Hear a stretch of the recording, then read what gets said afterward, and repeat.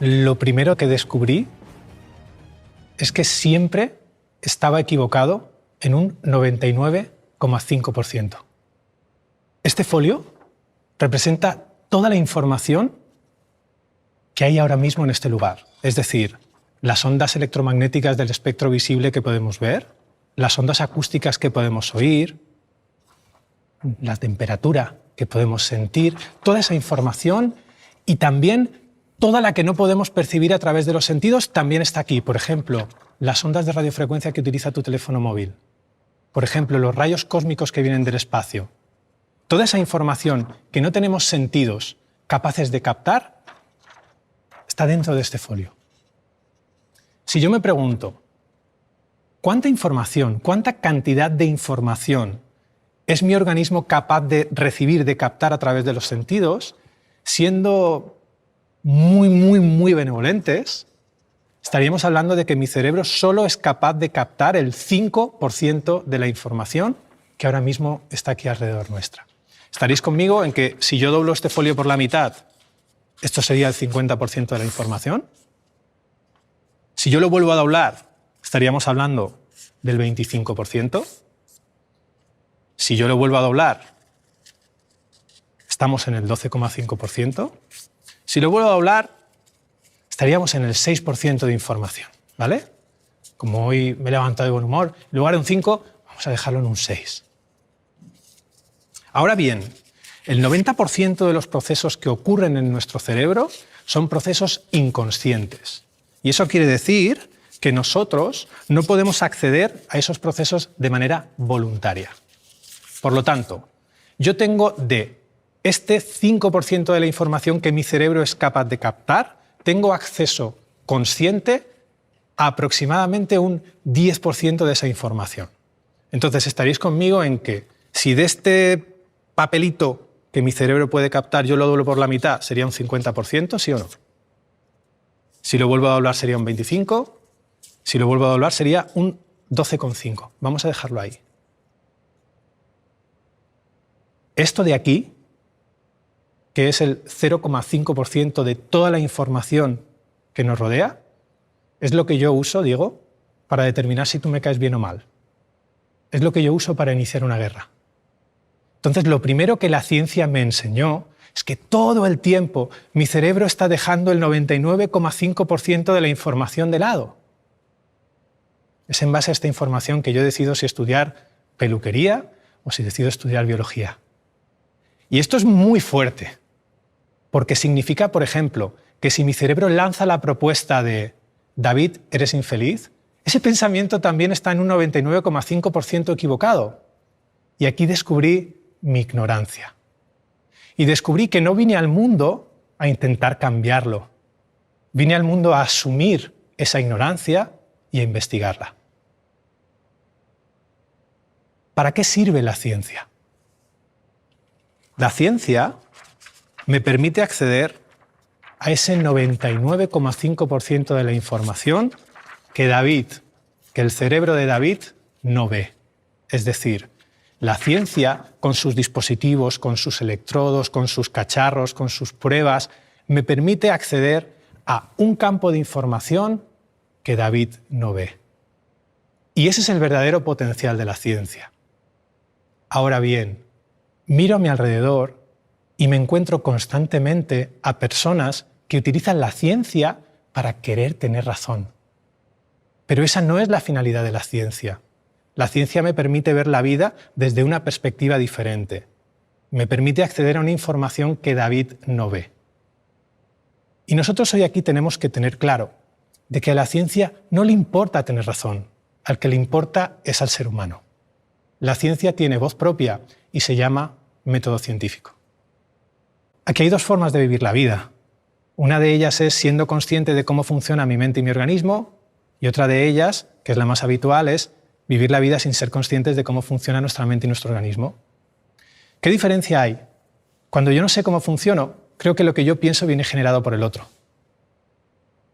Entonces convierto eso en un hecho, convierto eso en mi verdad y automáticamente paso a experimentar la vida tal cual la veo, tal cual la creo. Una persona que asume cómo funciona su mente y su organismo Es consciente de que aquello que piensa solo es una posibilidad y no es mejor que lo que piensa Olga o que lo que piensas tú. Cuando empiezas a asumir esto, empiezas a asumir la responsabilidad de lo que piensas. Y cuando haces ese gesto, empiezas a relacionarte con tus pensamientos de una manera completamente diferente. Os voy a contar un pequeño cuento. No sé si conocéis la historia del pastorcillo y el lobo. La historia decía más o menos algo así. En un pueblito de montaña había un pastorcillo que todos los días, a la misma hora, cogía las ovejas de la gente del pueblo, se las llevaba a pastar.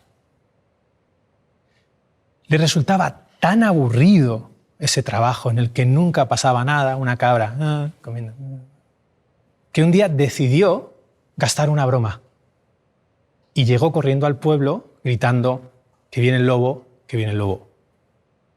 En ese momento, el panadero que pasaba por ahí empezó su organismo a activar una respuesta de lucha-huida, se armó con el primer objeto que tenía y se dispuso a ir para espantar al lobo, que no se comiera sus ovejas. El reverendo que pasaba por ahí hizo lo propio y toda la gente del pueblo se fue con el pastorcillo hasta el lugar donde supuestamente se estaban merendando a sus ovejas y cuando llegaron allí se encontraron al pastorcillo destornillándose de risa.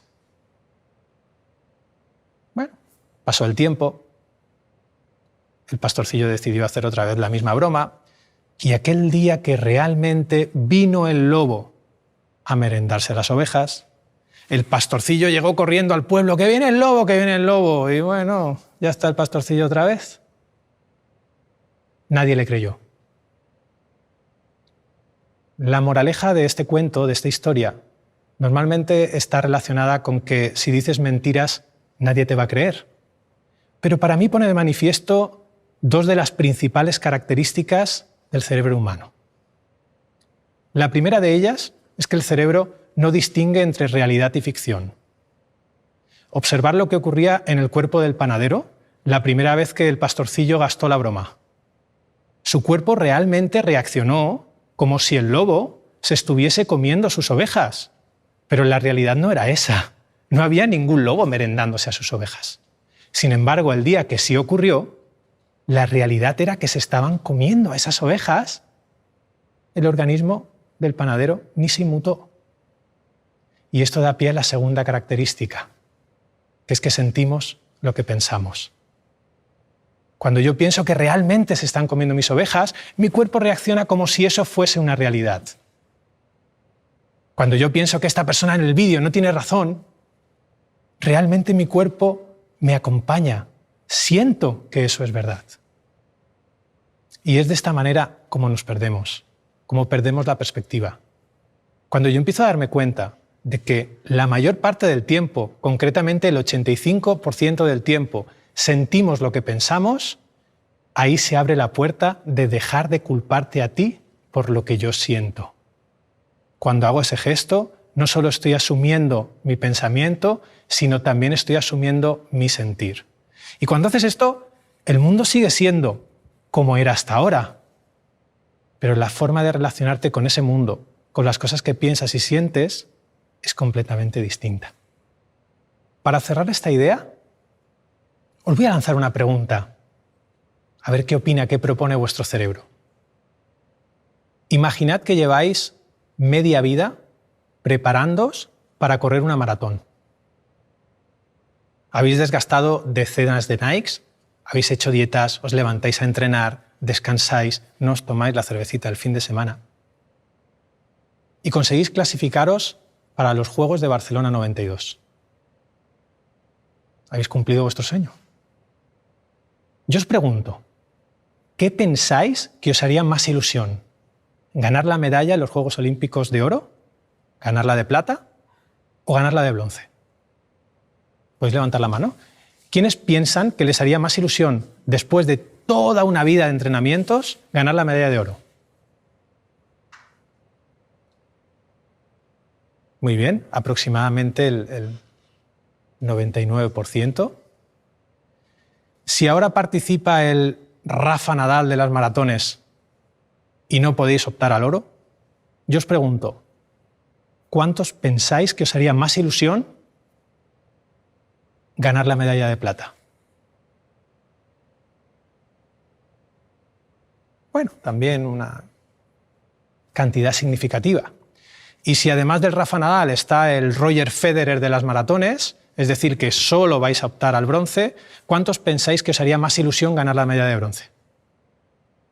Bueno, seguimos con una amplia mayoría. Un estudio realizado en los Juegos Olímpicos de Barcelona 92 llegó a la conclusión de que aquellos medallistas que se habían subido en el tercer lugar del podium, es decir, habían ganado la medalla de bronce, estaban significativamente más felices que aquellos deportistas que habían ganado la medalla de plata. Por ejemplo, ¿cuál es tu nombre? José Manuel. José Manuel, ¿por qué crees que después de tantos años entrenando, una persona que ha ganado la medalla de bronce se siente más feliz que una persona que ha ganado la medalla de plata?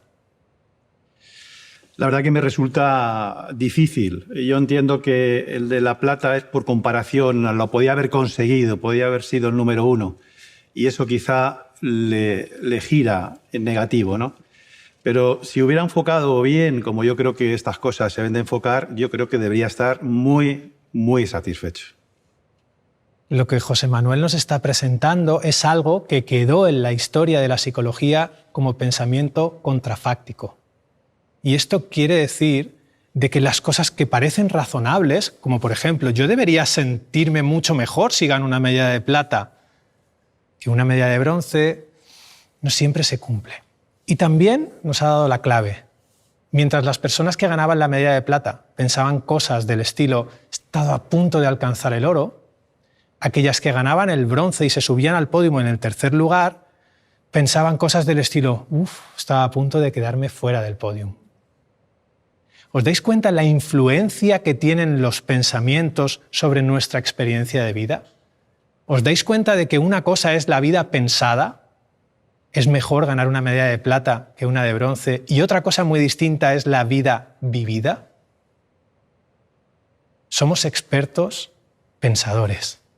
Nos encanta pensar la vida en lugar de vivirla.